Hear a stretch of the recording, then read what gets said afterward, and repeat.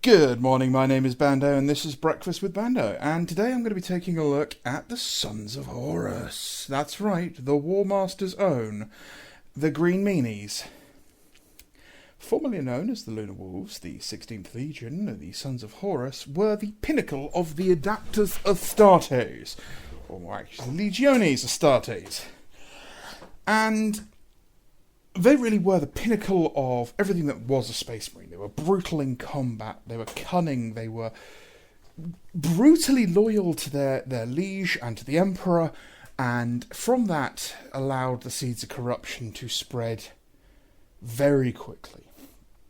Now, as I covered in my last video about the Ultramarines, your basic Mark III, Mark IV, Mark VI plastic Marines are absolutely fine for representing any legion you want, and all you need to do is paint them in that wonderful sea green of the Sons of Horus, which there are a million different recipes for. If you'd like to see the one I use, it's actually the very first video I posted on this channel about a year and a half ago, and there is a lot of ways to just paint them as Sons of Horus. You can go heavy on the black, you can go heavy on gold, you can go heavy on the green, you can make them paler, you can make them darker, you can even go for the Great Crusade colours of the Lunar Wolves, which are a sort of steely white. But beyond just the normal plastics, there is a plethora, that's today's big word, a plethora, or plethora, of ways to make them look more interesting. Now for the Sons of Horus, who come from Chthoniya, a lot of their culture came from the gangs that inhabited Chthoniya. And with gangs, there is always a lot of ritual. Even in modern day gangs, if you look at someone like MS-13 from Mexico, they have a lot of culture of tattoos and looking a certain way to fit in with the gang. In Africa, there are several gangs that you still practice ritualistic scarring on themselves. These gangs obviously then usually transform into full-on war bands in Central Africa, which is never a good thing. It is the same in places like Serbia with tattoos. Russia has a strong tattoo culture in their prisons, and these tattoos tell a story. Has this man committed certain crimes? What are his skills? Has he killed someone?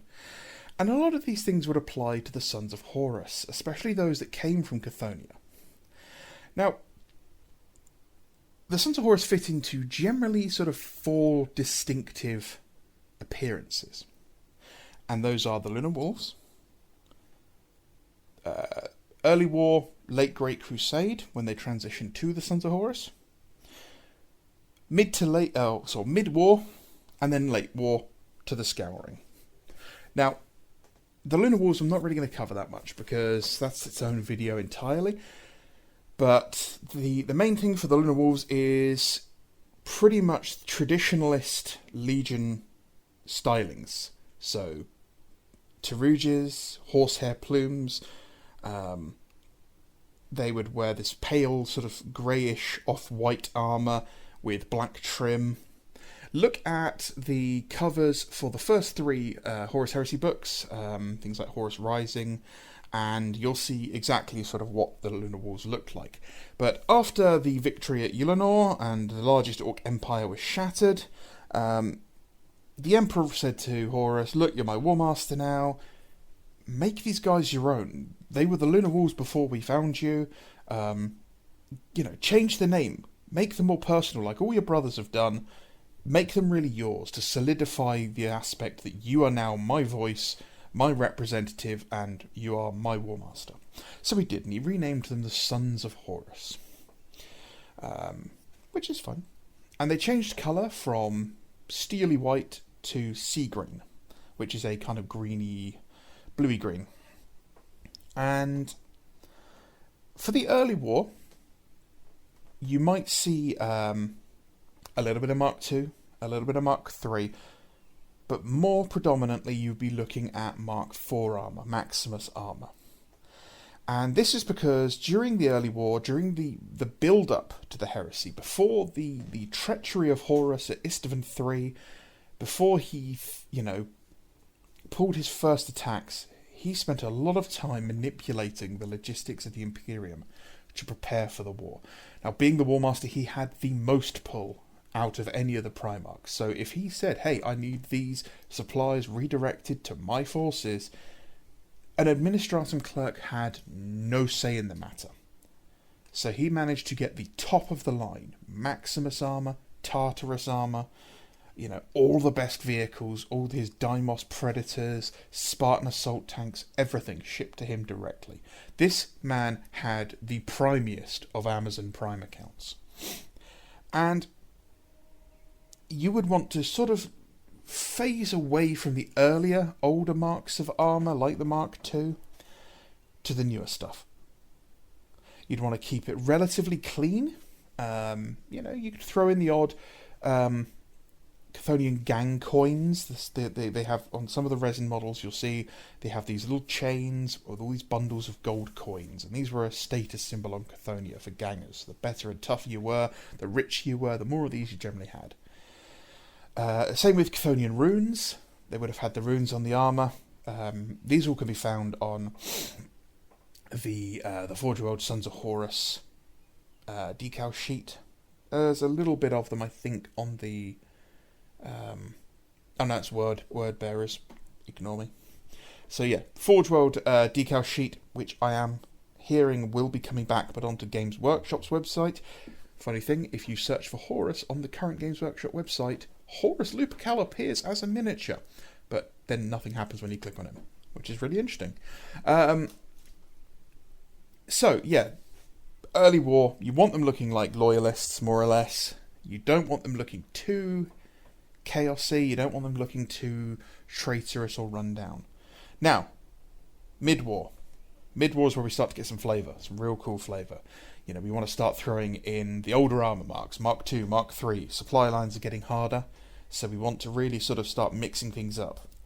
Chainmail, you know, more brutalist-looking weapons, hammers, maces, wicked-looking swords, moving away from gladiuses.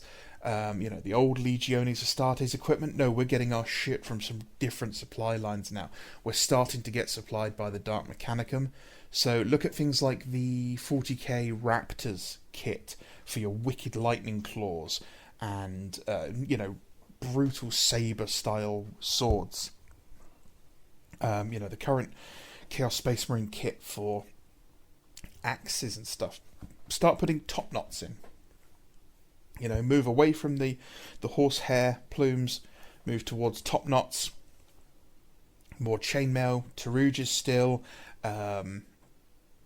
If you're going to use the Chaos Space Marine models, you want to scrape the trim back. I have covered a whole video of that a couple of videos back.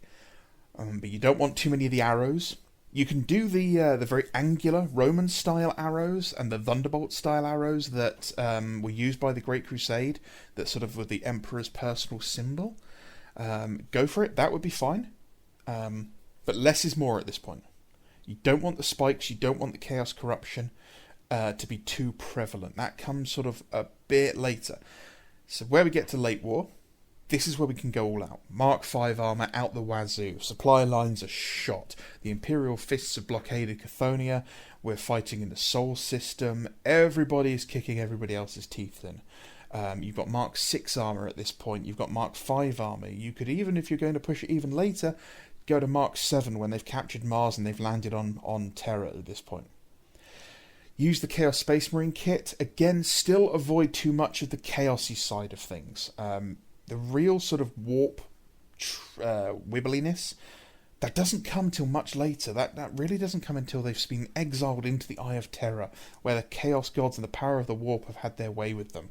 You know, there's a little bit, yeah, sure. You know, especially for those that are veterans, the ones who have been fighting and winning the most, these guys who've really got the touch and the sort of favour of the Dark Gods, yeah, they're going to be having a little bit more kind of behind them. But your average guy is not going to look like that one really annoying image from the Black Library with the blue face. That really bugs me. Because these guys are still human. Transhuman. They're still Space Marines. You know, they have just allowed themselves to fall for a lie. And this is what I don't like about modern chaos. I don't like all the wibbly-gribbly stuff. I like them looking like more Baroque, older, distinctive versions of Space Marines. These are ancient veterans from an ancient war that have been fighting for 10,000 years. But that's a personal choice for me. I know Games Workshop wants to move and make them very distinct from the regular Space Marines. But it's wrong. So yeah, at this point, colour scheme wise, start throwing more black in there. Lower leg panels, shoulder pads, arms, helmets, lots of gold trim. These guys are veterans. Black is the colour of veterancy in the Sons of Horus. The Justarian Terminators all wear black, black and red, a lot of it, especially for the Reavers. And there's one thing that really is, I wouldn't say unique, but very iconic for the Sons of Horus, and which is the triangular studded shoulder pads and bonding studs. The regular bonding studs, the old Battle Acne from the Mark V armour, is absolutely fine. But if you look at some of the Forge World, things like the Reavers and the Command Squads, they've got these really cool triangular studs on their armour. So look at throwing those on instead of the rounded studs.